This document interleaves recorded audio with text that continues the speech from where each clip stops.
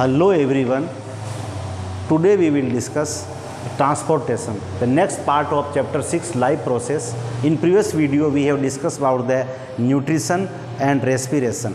In this part we will discuss the transportation. So student, let's start this topic. Listen carefully and try to understand the concept. What is transportation? Human being like other multicellular organism need regular supply of food, oxygen etc. Human being को other organism की तरह regular supply of food या energy चाहिए और जिससे उसका basic function of life perform हो सके. And this is performed by circulatory system. Human being में जो ऑक्सीजन सप्लाई करने का पार्ट काम है वो किसका है? एनर्जी सप्लाई करना हो, फूड मॉलिक्यूल्स को सप्लाई करना हो, वो फाइनली किसका काम है? Circulatory system. This is done by circulatory system. अब सर्कुलेटरी सिस्टम इस कंसिस्ट, सर्कुलेटरी सिस्टम के कौन कौन से पार्ट हैं, तो हमें आज सर्कुलेटरी सिस्टम को डिटेल में पढ़ना है. तो हम जानते हैं कि सर्कुलेटरी सिस्टम ब्लड से बना है, heart, vessels and lymph fluid. इन चार पार्टिकल्स, इन चार पार्ट से मिलकर के हमारा सर्कुलेटरी सिस्टम बना है. एक बार फिर से आप देखिए, सर्कुलेटरी सिस्टम में ब्लड एक मेजर पार्ट है, उसके बाद हार्ट जो एक पंपिंग ऑर्गन है, उसके बाद है वेसल्स. वेसल्स में हम देखेंगे ट्यूब लाइक स्ट्रक्चर्स जैसे कैपिलरीज, आर्टरीज, वेंस. कोई ऑक्सीजनेट ब्लड को सप्लाई करती है, कोई डीऑक्सीजनेट ब्लड को सप्लाई करती है. ये पूरी बॉडी में इनका फंक्शन. और लास्ट में हम देखेंगे लिम्फ फ्लूइड. लिम्फ एक ऐसा टिश्यू फ्लूइड है जो भी हमारे सर्कुलेटरी सिस्टम में रोल प्ले करता है. तो अब सबसे पहले हम समझते हैं ब्लड के बारे में, उसके बाद हम वेसल्स को पढ़ेंगे, लिम्फ फ्लूइड्स को पढ़ेंगे, उसके बाद हम हार्ट के स्ट्रक्चर को और उसके बारे में डिटेल पढ़ेंगे. तो स्टूडेंट्स इसको आप राइट डाउन कर लीजिए, मैं ब्लड को एक्सप्लेन करता हूँ. ब्लड जो है हम जानते हैं कि it is a connective tissue. आपने प्रीवियस क्लास में भी पढ़ा है कि ब्लड क्या है? ब्लड क्या है? It is a connective tissue. Blood is connective tissue. Blood is connective tissue. Connective tissue. Blood जो है वो हमारा कनेक्टिव टिश्यू है जो एक पार्ट को दूसरे पार्ट से ऑर्गन्स को जोड़ने का काम करता है. और इट कंसिस्ट, ब्लड में क्या होता है? Blood consist plasma. ब्लड अपने आप में किन किन से मिलकर बना है? Plasma, RBC, WBC and platelets. ये सारे कंपोनेंट्स हैं किसके? ब्लड के. तो ब्लड को हम समझ रहे हैं, blood is a connective tissue and blood consist plasma, RBC, WBC and platelets. One by one हम समझते हैं कि प्लाज्मा क्या होता है. उसके बाद हम नेक्स्ट आरबीसी को बात करेंगे और उसके बाद नेक्स्ट हम डिस्कस करेंगे डब्ल्यूबीसी और प्लेटलेट्स. थोड़ा सा इनका इंट्रोडक्शन हो जाए कि आखिर ब्लड जो है उसमें प्लाज्मा का क्या रोल है. हम जानते हैं कि ये plasma is a yellow fluid. It is yellow fluid. It is yellow colour fluid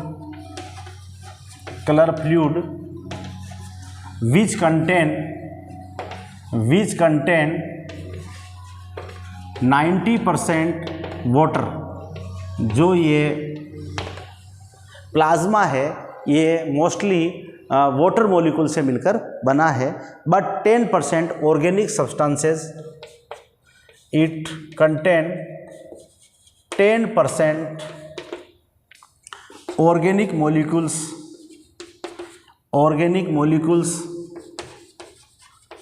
like protein. Plasma में प्रोटीन भी हो सकता है और दूसरे ऑर्गेनिक मॉलिक्यूल्स भी हो सकते हैं. जैसे कौन सा प्रोटीन होता है तो हम उसको देखते हैं. प्रोटीन एल्ब्यूमिन जैसे like protein as albumin, globulin. ये सारे वो प्रोटीन्स पार्ट हैं जो कि प्लाज्मा में प्रेजेंट होते हैं. And other inorganic molecules also present. And other inorganic other inorganic minerals also present.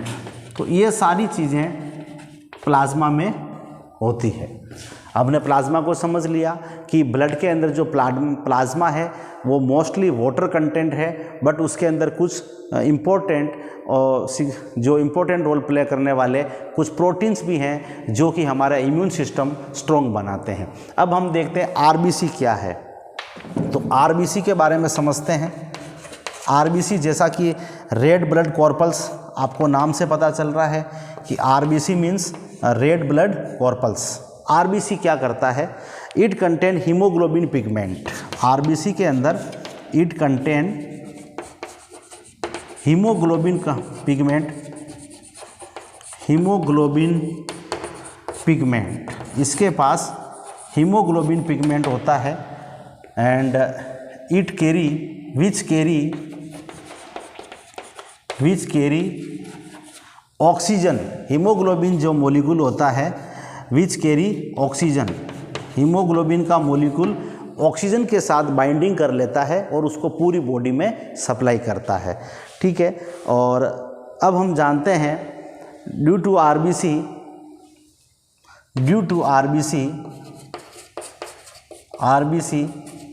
Colour of blood is red, colour of blood is red.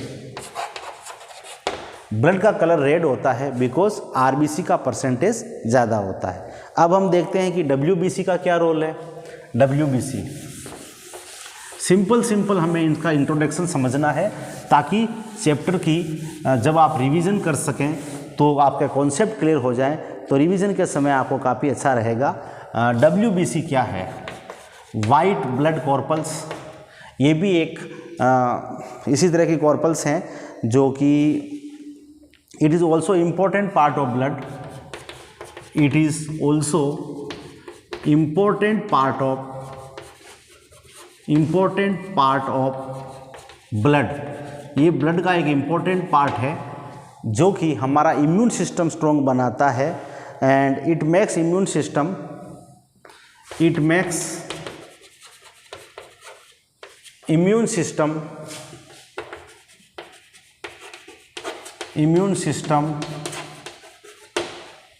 and helps us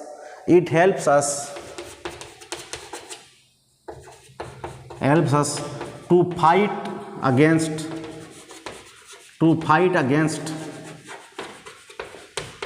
many disease।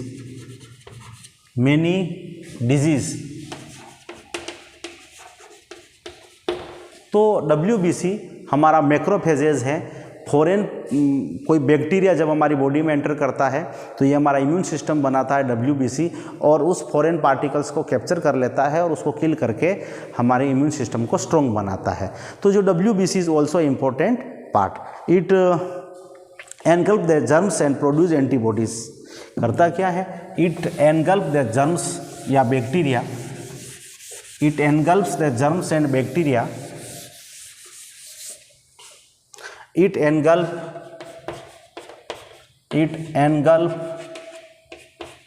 the germs and bacteria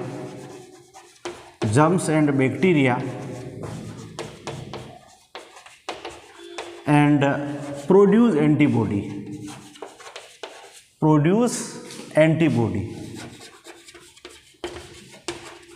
ये हमारी antibody बनाने में help करता है। कौन? WBC। अब हम बात करते हैं प्लेटलेट्स की। प्लेटलेट्स क्या करता है?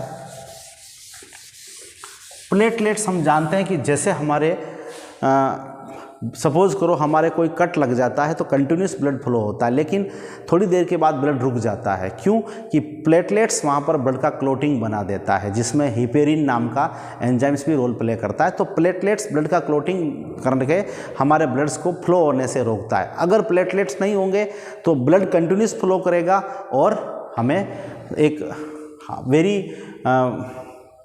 फास्ट या बहुत बड़ा हार्मफुल इफेक्ट हो सकता है। तो प्लेटलेट्स क्या है? प्लेटलेट्स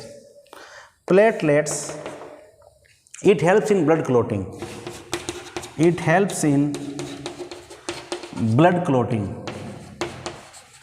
ब्लड क्लोटिंग, ब्लड को क्लोट करता है, ब्लड को फ्लो होने से रोकता है। जब हमारा छोटा सा कोई कट लग जाने पर अगर कंटिन्यूस ब्लड फ्लो होगा तो it will be as very dangerous sign for us. तो प्लेटलेट्स क्या करता है, ब्लड क्लोटिंग को से हमारे को बचाता है। अब हम बात करते हैं ब्लड वेसल्स। हमने ब्लड को पढ़ लिया है, सर्कुलेटरी सिस्टम के अंदर ब्लड को हम पढ़ लिया, अब हम पढ़ेंगे ब्लड वेसल्स। उसके बाद हम लिम्फ को भी देखेंगे, उसके बाद फाइनली हार्ट जो है हमारा, जो कि पंपिंग ऑर्गन्स हैं, हम उसको डिस्कस करेंगे। वन बाय वन हम स्टेप बाय स्टेप फॉलो करेंगे। आप ध्यान से सुने और एक एक चीज़ को लिखते हुए उसकी प्रैक्टिस करें। प्लेटलेट्स के बाद हम डिस्कस कर रहे हैं कि हमारा ब्लड वेसल्स। स्टूडेंट्स, आप साथ में नोट्स बनाते जाएं तो बोर्ड के टाइम में रिवीजन में आपको काफ़ी हेल्प होगा। अब हम बात करते हैं कि ब्लड वेसल्स। अब ब्लड वेसल्स जो हैं, ब्लड वेसल्स क्या हैं? तो ब्लड वेसल्स हैं, ये 3 टाइप्स के हैं नॉर्मली। आर्टरी,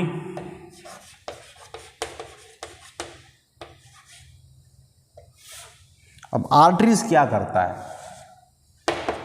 आर्टरीज क्या करता है, और फिर हम देखेंगे वेन्स क्या करता है।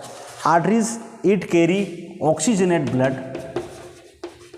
It carry oxygenated blood from heart to other organs of body, other organs of body। जो आर्टरीज हैं ये ऑक्सीजनेट ब्लड को पूरी बॉडी में सप्लाई करने का काम करती है। जैसे आप इस डायग्राम को देखें, अगर इस डायग्राम में आप देख रहे हैं, एक सपोज हार्ट है, इस हार्ट में ये आर्टरीज जो हैं, जैसे ये यहाँ पर ऑक्सीजनेट ब्लड जब इस हार्ट के चैम्बर्स में आता है तो इस एरोटा से ऑक्सीजनेट ब्लड पूरी बॉडी में सप्लाई होता है। और ये जो रेड सिंबल दिख रहा है आर्टरीज का, और चाहे उसमें एरोटा हो, चाहे उसमें लेफ्ट आर्टरी हो, राइट हो, तो इस तरह से ये फंक्शन होता है। हाँ, पल्मोनरी आर्टरी का फंक्शन अलग है, वो हम बाद में डिस्कस करेंगे। तो आर्टरीज मोस्टली क्या करती है कि it carry oxygenate blood from heart to body parts. It is thick and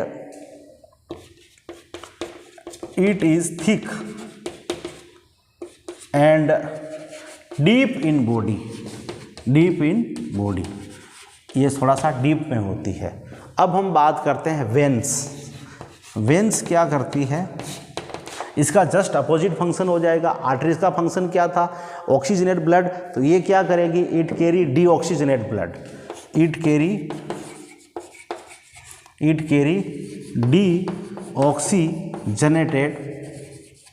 deoxygenated blood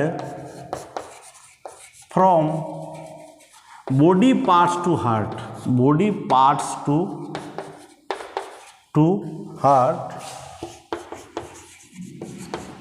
एक तो ये हो गया कि ये जो डीऑक्सीजनेट ब्लड है जिसमें CO2 है, वो सारे बॉडी का कलेक्ट करके ये जो वेन्स हैं वो फाइनली कहाँ लेके आ जाती है, हार्ट के अंदर। फिर हार्ट उसको भेज देता है लंग्स के पास, जहाँ पर वो प्यूरिफाइड हो जाता है। अब हम कह रहे हैं कि it is thin and it is super deep, it is thin and superficial in body. Veins हमारे को बॉडी में दिख सकती है। अब हम बात कर रहे हैं कि कैपिलरीज क्या करती है। आर्टरीज हो गया, वेन्स हो गया, अब हम कैपिलरीज के बारे में भी पढ़ते हैं। कैपिलरीज आर्टरी और वेन्स को कनेक्ट करने का फंक्शन करती है। आर्टरीज और वेन्स को क्या करती है ये, it is thin, it is fine and thin, it is very fine and thin very fine and thin vessels which connect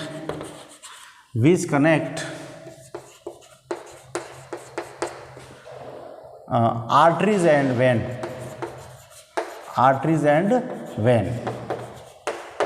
ये हमने देखा कि it is very fine and thin vessels which connect arteries and veins. अब एक word आया था कहीं pulmonary artery and pulmonary vein. तो अब आप पल्मोनरी आर्टरीज का वो फंक्शन नहीं है, आपने आर्टरीज, वेंस और कैपिलरीज को पढ़ लिया। अब मैं एक वर्ड लिखवाऊंगा आपको, पल्मोनरी आर्टरीज और पल्मोनरी वेन, इन दोनों का फंक्शन हमें थोड़ा सा देखना है कि आर्टरीज जो फंक्शन करती है, पल्मोनरी आर्टरी उसका अपोजिट फंक्शन करती है। तो आर्टरीज क्या करती है? It carry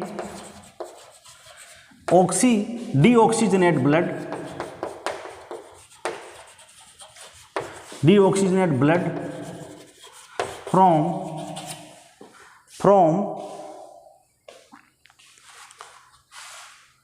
heart to lungs,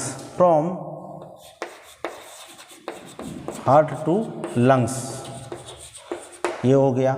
और पल्मोनरी वेन्स इसका अपोजिट काम करेगी, पल्मोनरी वेन। और पल्मोनरी वेन्स क्या करेगी? इट कैरी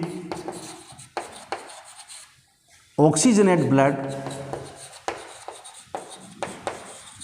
फ्रॉम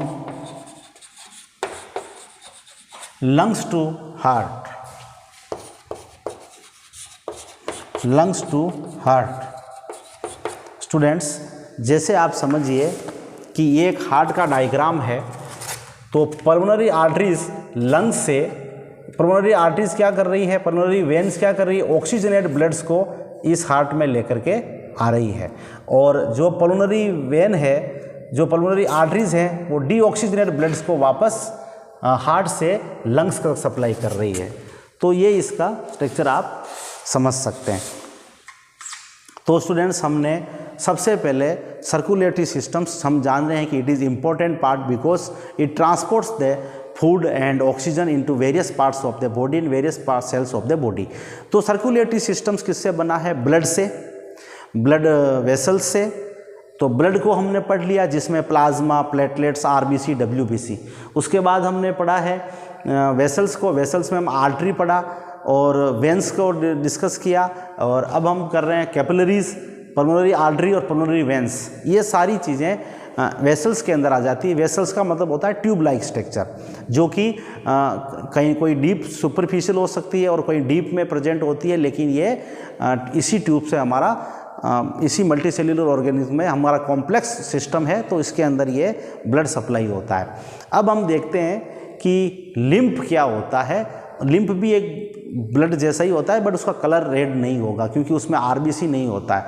वो भी एक ऐसा फ्लूइड है जो कि इसी कैपिलरीज से लीकेज होकर के बाहर आ जाता है, तो उसको हम फ्लूइड, टिश्यू फ्लूइड बोल सकते हैं और उसको हम लिम्फ बोलते हैं। वो लिम्फ भी कुछ ऑर्गेनिक मॉलिक्यूल्स को, जैसे कुछ प्रोटीन्स मॉलिक्यूल्स को ट्रांसपोर्ट करने में काम करता है। तो छोटा सा टॉपिक है हमारा लिम्फ, हम उसको देखते हैं। उसके बाद हम हार्ट के बारे में डिस्कस करेंगे। तो लिम्फ को समझने की कोशिश कीजिए आप। लिम्फ क्या है? Lymph is a tissue fluid. Lymph क्या है? Lymph is a tissue fluid. Lymph is tissue fluid, A yellow fluid,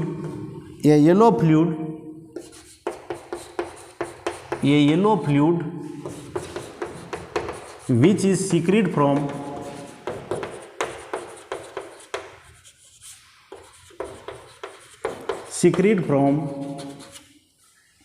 जो कि वेसल से सीक्रेट होता है, which is secrete from blood capillaries.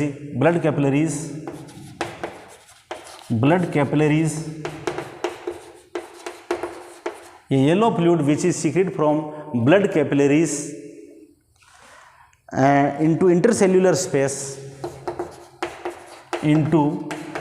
Intercellular space of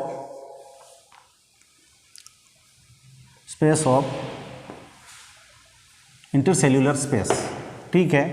और ये क्या करता है फ्लूइड, लिम्फ फ्लो। अब लिम्फ क्या करता है, ये yellow fluid which is secrete from blood capillaries intercellular space, this is also called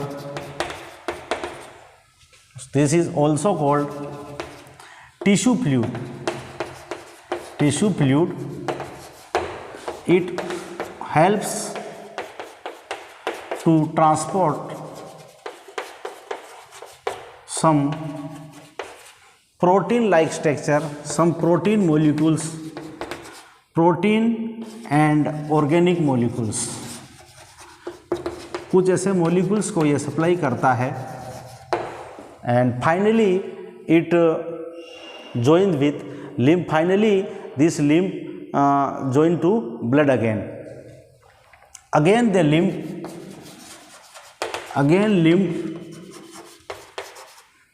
flow into blood, आगे जाकर के वापस ये ब्लड के साथ जुड़ जाता है। तो हमने देखा कि लिम्फ को हमने डिस्कस किया कि ये येलो कलर का होता है because lymph does not contain RBC, lymph does not contain RBC, lymph में आरबीसी नहीं होता है, इसलिए इसका कलर रेड नहीं है और येलो कलर का ये दिखता है। तो स्टूडेंट्स ये सारे टॉपिक्स हमने जनरली आज डिस्कस किए हैं। अब हम समझते हैं कि हमारा ह्यूमन हार्ट का हम डायग्राम देखेंगे। हार्ट का सबसे पहले स्ट्रक्चर समझते हैं कि हार्ट कहाँ लोकेटेड होता है, और उसके बाद हम ये देखेंगे कि हार्ट जो हैं उसमें कितने चैम्बर्स हैं और कौन कौन से हार्ट का चैम्बर्स का क्या क्या फंक्शन है। तो देखते हैं अपन heart.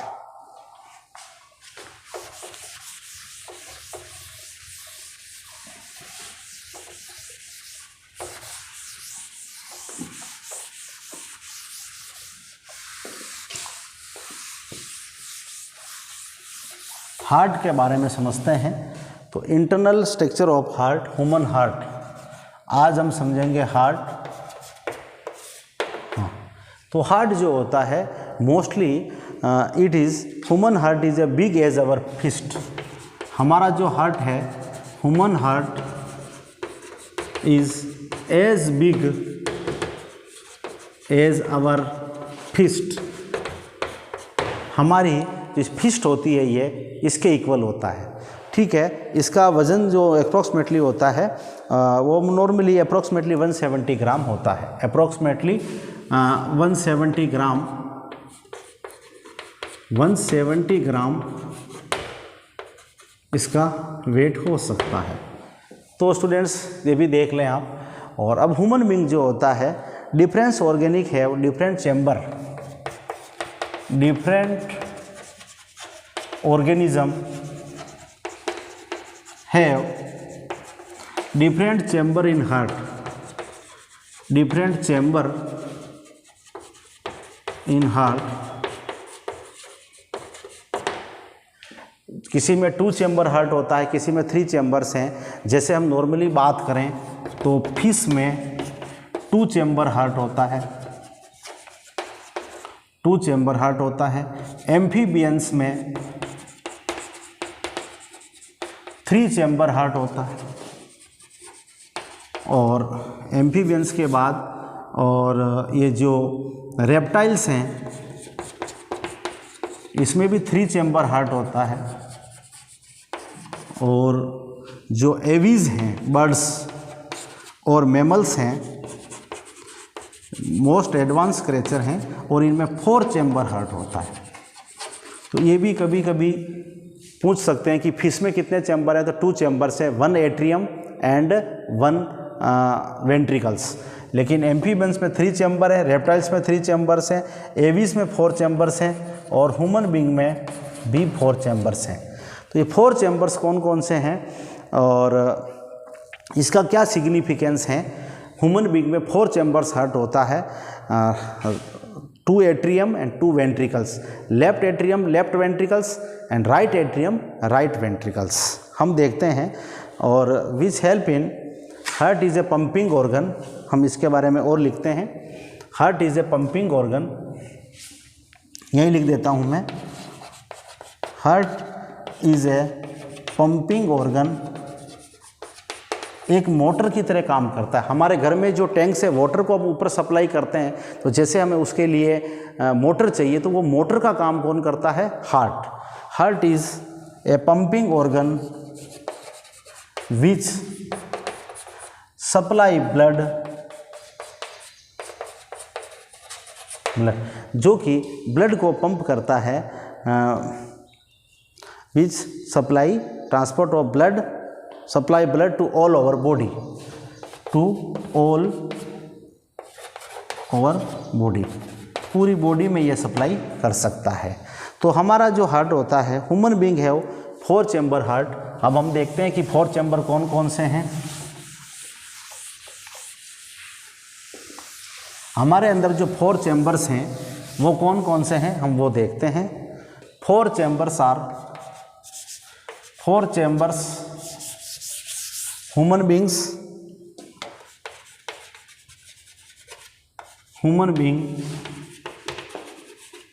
have 4 chamber heart, 4 chamber heart, left atrium and left ventricle, उसके बाद है right atrium and right ventricle, right ventricle. अब इन एट्रियम में, जैसे कि मैं आपको इस डायग्राम से बता दूं, ये है हमारा left atrium left ventricles, right atrium right ventricles. अगर मैं इसको इस तरह से समझाना चाहूँ तो आप ये देख लीजिए, सपोज ये हमारा है हार्ट का एक जोग्राफिकल, एक इस तरह का ग्राफिकल रिप्रेजेंटेशन है। तो ये लेफ्ट एट्रियम है, ये लेफ्ट वेंट्रिकल्स है, ये राइट एट्रियम है और ये राइट वेंट्रिकल्स है। तो सबसे पहले ब्लड इस लेफ्ट एट्रियम में आता है, उसके बाद इस लेफ्ट वेंट्रिकल्स में आएगा और यहाँ से एरोटा से ये बॉडी को सप्लाई हो जाएगा। अब ये जो डीऑक्सीजनेटेड ब्लड है वो राइट एट्रियम में आएगा, फिर राइट वेंट्रिकल्स में आएगा और फिर फाइनली और ये पल्मोनरी आर्टरी से होता हुआ लंग्स के पास चला जाएगा। तो अब हम देखते हैं ब्लड सर्कुलेशन। ह्यूमन बीइंग के अंदर डबल सर्कुलेटरी सिस्टम होता है, हम उसको समझते हैं। डबल सर्कुलेटरी सिस्टम, एक बार ऑक्सीजनेट ब्लड सप्लाई होता है और एक बार डीऑक्सीजनेट ब्लड को सप्लाई होता है। तो हम देखते हैं ऑक्सीजनेट एंड डीऑक्सीजनेट ब्लड कैसे सप्लाई होता है। तो ब्लड सर्कुलेशन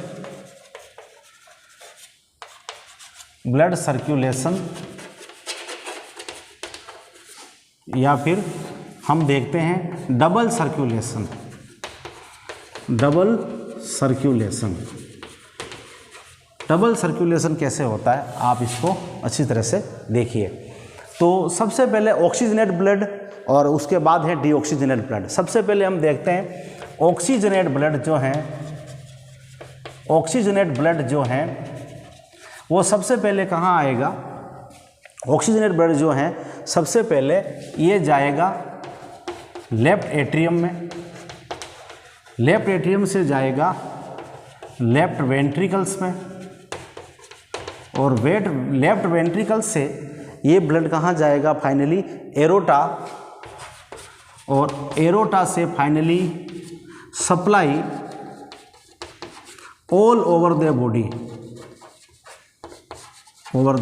बॉडी। इस तरह से ऑक्सीजनेट ब्लड सबसे पहले लेफ्ट एट्रियम में आता है, उसके बाद लेफ्ट वेंट्रिकल्स में जाएगा, वहाँ से एरोटा से होते हुए पूरी बॉडी में सप्लाई हो जाएगा। अगर आप इसको अच्छी तरह से समझना चाहें तो आप इस डायग्राम को देखिए जो मैं आपको बताने जा रहा हूँ। स्टूडेंट्स, सबसे पहले आप इस डायग्राम को देखिए, ये आपके सामने एक डायग्राम्स है। तो ये internal structure of human heart है। इसमें जो रेड वाला है वो ऑक्सीजनल ब्लड है और जो ये ब्लू कलर का है वो डीऑक्सीजनल ब्लड है। तो इसके अंदर सपोज ऑक्सीजनल ब्लड सबसे पहले कहाँ आएगा, लेफ्ट एट्रियम से आएगा, लेफ्ट वेंट्रिकल से होता हुआ ये एरोटा है, ये एरोटा, और इससे इस एरोटा से फिर बॉडी में सप्लाई हो जाएगा। और इसका अपोजिट जो होगा वो आपका डीऑक्सीजनेट ब्लड कैसे होता है देखते हैं। डीऑक्सीजनेट ब्लड, आप इसको अच्छी तरह से अंडरलाइन कर लें। अब हम देखते हैं डीऑक्सीजनेटेड ब्लड। अब ये क्या करेगा, सबसे पहले डीऑक्सीजनेट ब्लड कहाँ जाएगा, डीऑक्सीजनेट ब्लड कहाँ जाएगा, सबसे पहले वेना केवा से, वेना केवा लेके आएगी, वेना केवा, डीऑक्सीजन ब्लड को वेना केवा पूरी बॉडी से लेकर के सबसे पहले राइट एट्रियम में लेके आएगी। कहाँ लेके आएगी, राइट एट्रियम। उसके बाद जाएगा ये राइट वेंट्रिकल, और राइट वेंट्रिकल से ये पल्मोनरी, राइट वेंट्रिकल्स में आएगा, और राइट वेंट्रिकल से ये फाइनली पल्मोनरी आर्टरी उसको लेकर के लंग्स तक सप्लाई कर देगी और वापस लंग्स इसको प्यूरिफाइड कर देगा। तो this is known as double circulatory system. तो दिस इज़ नोन एज, इस फ्लो चार्ट्स को आप बना लीजिए, इस फ्लो चार्ट्स को आप बना लीजिए, फिर मैं लिखता हूँ this is known as double circulatory system. और इसका बेनिफिट क्या है, डबल सर्कुलेशन होने से ऑक्सीजनेट ब्लड और डीऑक्सीजनेट ब्लड दोनों अलग अलग कैपिलरीज में सप्लाई होते हैं, दोनों अलग अलग वे में सब पैसेज में सप्लाई होते हैं, जिससे क्या होगा कि वो दोनों मिक्स नहीं होंगे। और ऑक्सीजनेट और डीऑक्सीजनेट मिक्स नहीं होगा तो हमारे अंदर ऑक्सीजन प्रॉपर सप्लाई होती रहेगी और एनर्जी प्रॉपर प्रोड्यूस होती रहेगी। तो हम इसको आप लिखिए, मैं आगे लिखता हूँ सिग्निफिकेंस इसका। This is known as,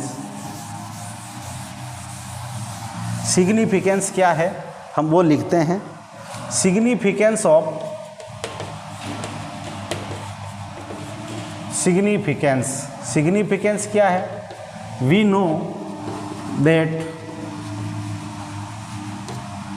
human being consist double circulatory system, double circulatory system, double circulatory system, हाँ, it prevent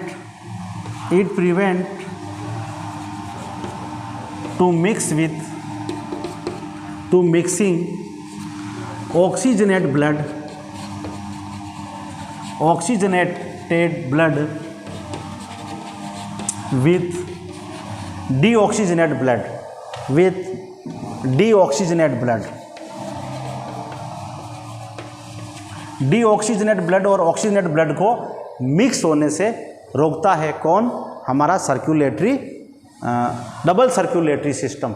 it is very important. Double circulatory system का ये सिग्निफिकेंस कभी कभी आपको पूछ सकते हैं कि उसका सिग्निफिकेंस क्या है, तो यही है, it prevent to mixing oxygenal blood with deoxygenate blood, और प्रेशर को भी मेंटेन रखने में ये हेल्प करता है। अब हम ये देख सकते हैं कि ये जो ब्लड प्रेशर जो आया है, ब्लड प्रेशर कभी कभी हम देखते हैं नॉर्मली ब्लड का जब प्रेशर इंक्रीज़ हो जाता है तो किसी को रेस्टलेस हो जाता है, बॉडी में तरह तरह के चेंजेस आ जाते हैं। कभी कभी ओल्ड एज में या हमारे पेरेंट्स वगैरह को हम देखते हैं कि इस घर में इस तरह की डिजीज़ देखती हैं, बीपी वगैरह चेक करवाने के लिए जाते हैं, तो हॉस्पिटल में जो ब्लड प्रेशर चेक करवाया जाता है वो किस मशीन से होता है, और हमारा ब्लड प्रेशर नॉर्मली कितना होना चाहिए, मैं उसके बारे में भी थोड़ा सा डिस्कस करता हूँ। तो ब्लड प्रेशर, ब्लड प्रेशर क्या होता है, ब्लड प्रेशर हम जानते हैं कि ब्लड जब ब्लड प्रेशर, एक हेल्थी आदमी का ब्लड प्रेशर कितना होना चाहिए, ब्लड प्रेशर, एक हेल्थी आदमी का ब्लड कितना होना चाहिए और नॉर्मल आदमी का कितना होना चाहिए, और जो जिसको उससे ऊपर या नीचे है तो क्या होगा, the force that blood the force, ऐसा force, the force that creates by blood, the force that creates by blood on the wall of blood vessels,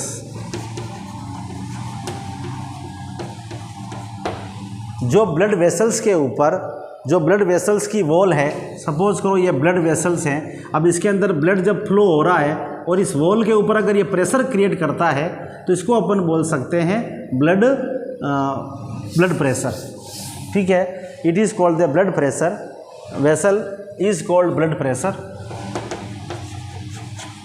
is called blood pressure. अब ब्लड प्रेशर को जो check करने की machine है, जो blood pressure को check करने की मशीन है, and the pressure of blood pressure जो चेक किया जाता है, ब्लड प्रेशर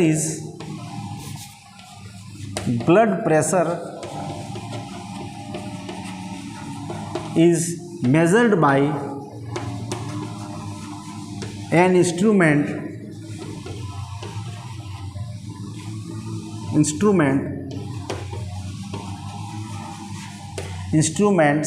called sphygmomanometer,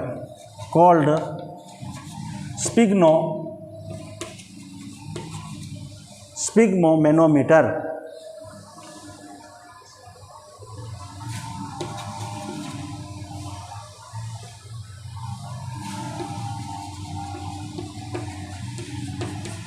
ये हॉस्पिटल में नॉर्मल जब आप जाते हो स्पिग्मोमेनोमीटर, और इसी स्पिग्मोमेनोमीटर से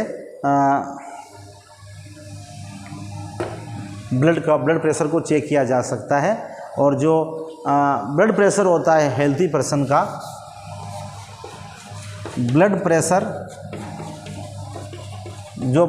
होता है एक हेल्थी पर्सन का कितना हो सकता है, blood pressure of A healthy person is 120/80, 120 systolic है और 120 सिस्टोलिक एंड 80 है हमारा डिस्टोलिक। सिस्टोलिक का मतलब होता है जब ब्लड कॉन्ट्रैक्ट करता है, ब्लड कॉन्ट्रैक्शन, और डिस्टोलिक का मतलब होता है कि जब ब्लड रिलैक्स करता है, blood relaxation.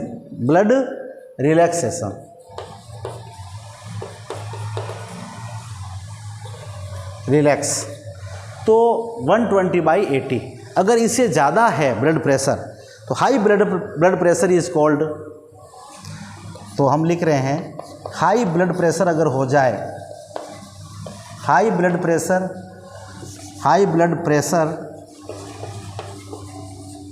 Is called hypertension. Hypertension हो जाता है हाई ब्लड प्रेशर से, और ये नॉर्मली हमने देखा। तो स्टूडेंट्स आज हमने देखा ह्यूमन बीइंग के अंदर circulatory system which is very important part. और सर्कुलेटरी सिस्टम्स में कौन कौन से पार्ट्स आते हैं? सर्कुलेटरी सिस्टम में सबसे पहले हमने ब्लड को डिस्कस किया, उसके बाद हमने वेसल्स को डिस्कस किया, उसके बाद हमने लिम्फ को डिस्कस किया, और फाइनली हमने हार्ट को डिस्कस किया, ह्यूमन का हार्ट। उसका डायग्राम भी हमने देखा, एनसीईआरटी में डायग्राम दे रखा है, आप लेबल डायग्राम बनाने की एक बार प्रैक्टिस करें और इट इज़ इजी। और उसके बाद हमने ब्लड प्रेशर को भी देखा। कभी पूछ सकते हैं कि कौन से इंस्ट्रूमेंट से इसको मेज़र करते हैं, तो स्पिग्मोमेनोमीटर। और ब्लड प्रेशर हेल्थी आदमी का कितना हो सकता है, तो 120/80 ये हम नॉर्मली डिस्कस करते हैं। अब हमारा ह्यूमन बीइंग के अंदर हो गया, लेकिन अब हमें पढ़ना है ट्रांसपोर्टेशन इन प्लांट्स। जैसे ह्यूमन बीइंग में ट्रांसपोर्टेशन हुआ फूड का, ऑक्सीजन का, वैसे प्लांट्स के अंदर भी ट्रांसपोर्टेशन होता है वाटर्स का, ऑर्गेनिक मॉलिक्यूल्स का, वो कौन करता है, तो वो हम नेक्स्ट पार्ट में डिस्कस करेंगे। तो आज हमने यहाँ तक ट्रांसपोर्टेशन इन ह्यूमन बीइंग को समझा है, अब हम ट्रांसपोर्टेशन इन प्लांट्स को पढ़ेंगे। तो यहाँ तक कोई डाउट है तो आप शेयर कर सकते हैं और मेरे से कमेंट्स करके पूछ सकते हैं। और अब हम मिलेंगे फिर नेक्स्ट वीडियो में। आज के लिए इतना ही। Thank you, have nice day.